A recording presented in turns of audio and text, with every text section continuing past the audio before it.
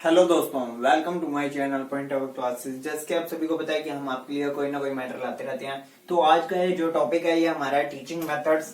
तो जो भी क्लासेस के बच्चे हैं, चाहे कोई भी सब्जेक्ट से रिलेटेड हो, ठीक है, चाहे बीएड के हो, ठीक है, या फिर फर्स्ट ग्रेड सेकंड ग्रेड या कोई भी ऐसे एग्जाम की तैयारी कर रहे हो जिसके बीच में टीचिंग मेथड्स आएंगे, तो इसके बीच में आपको सारे के सारे सब्जेक्ट्स के टीचिंग मेथड्स मिल जाएंगे।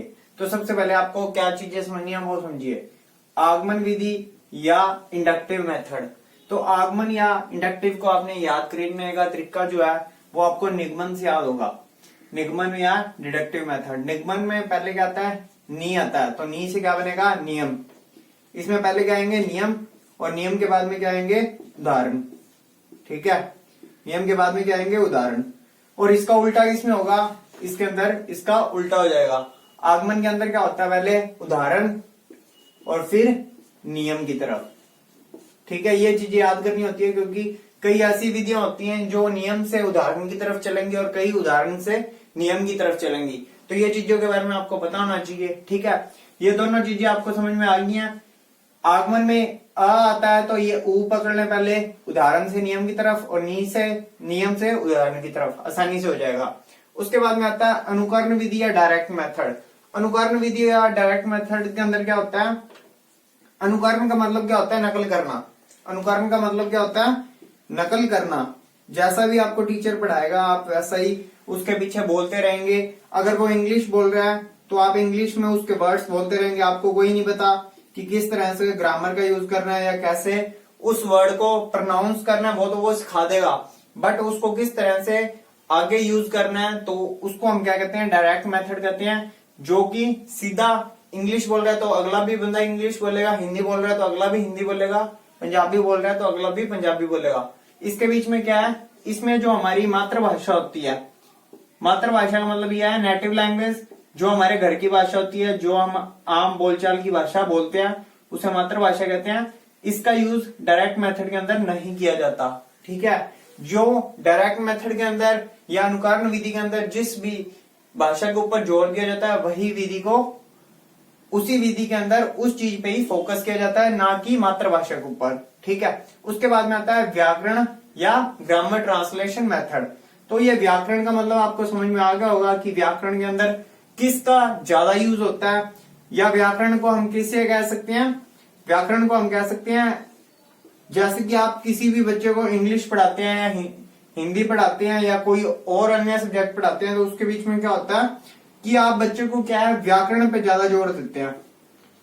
जैसे अगर वह लिख रहा है राम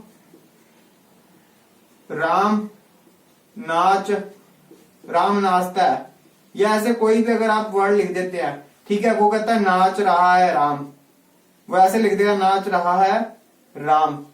तो इसके बीच में क्या है कि ये जो वर्ड का ये जो पूरा सेंटेंस लिखा है इसका सेंटेंस ऑर्डर सही नहीं बन रहा है। ठीक है, मतलब कि इसको सही ढंग से लिख सकता है राम नाच रहा है इस तरह से। तो ये चीजों को सही करने की जो क्रिया होती है वो व्याकरण विधि के अंदर यूज होती है। और ग्रामर ट्रांसलेशन मेथड के अंदर ज्यादातर जोर किस पे दिया जाता है? ग्रामर पे दिया जाता है। बच्चों को ग्रामर सिखाई जाती है, जितना ज्यादा उसके टेंस पे ज्यादा जोर दिया जाता है कि टेंस बच्चे आसानी से कर सके, समझ सके, टेंस के फॉर्म के हिसाब से ही वो सेंटेंस बनाना सीखें। और इसमें क्या होता है ग्रामर ट्रांसलेशन मेथड के अंदर कि बच्चे को ज्यादा से ज्यादा उसकी मातृभाषा का यूज किया जाता है, जो भी उसकी नेटिव लैंग्वेज है उसके ऊपर ज्यादा फोकस किया जाता है। उसके बाद में आता है मौखिक विधि या सीधे जो बोलते हैं मतलब ओरल मेथड। तो इसके बीच में क्या है कि इसमें ज्यादा फोकस किस पे किया जाता है कि बच्चे से सीधा ओरली क्वेश्चन पूछा जाता है और बच्चा ओरली उसको आंसर देता है। उसमें क्या है, बस जो उसकी मौखिक भाषा है उसके ऊपर ध्यान दिया जाता है, ना कि उसके लिखने के ऊपर ध्यान दिया जाता है। ये मौखिक भाषा के अंदर क्या है, ये मातृभाषा से रिलेटेड भी हो सकता है या डायरेक्ट लैंग्वेज से भी मेथड हो सकता है। उसके बाद में आती है व्याख्यान विधि। तो ये जो व्याख्यान विधि होती है नीरस होती है, मतलब कि इसके बीच में बच्चों को रुचि नहीं आती है। और इसके साथ साथ ये व्याख्यान विधि के अंदर सबसे कम खपत वाली होती है। बस टीचर आता है, सीधा पढ़ाता है, बोर्ड पे लिखता है और उसने कोई काम नहीं करना होता। ये जो मेथड होता है ये ज्यादातर कौन सी क्लासेस में चलता है? जो हायर कॉलेज वाले होते हैं। ठीक है, कॉलेज की जो क्लासेस होती है उसके बीच में ये मेथड यूज होता है। उसके बाद में आता है प्रदर्शन विधि या प्रेजेंटेशन मेथड। तो ये प्रदर्शन विधि या प्रेजेंटेशन मेथड का होता है। इसके बीच में हम छोटी क्लासेस में भी ये यूज करते हैं।